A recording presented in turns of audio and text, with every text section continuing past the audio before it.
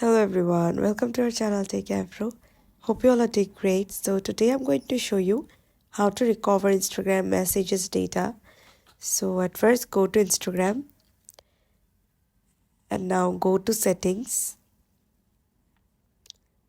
tap account center, and from here tap your information and permissions,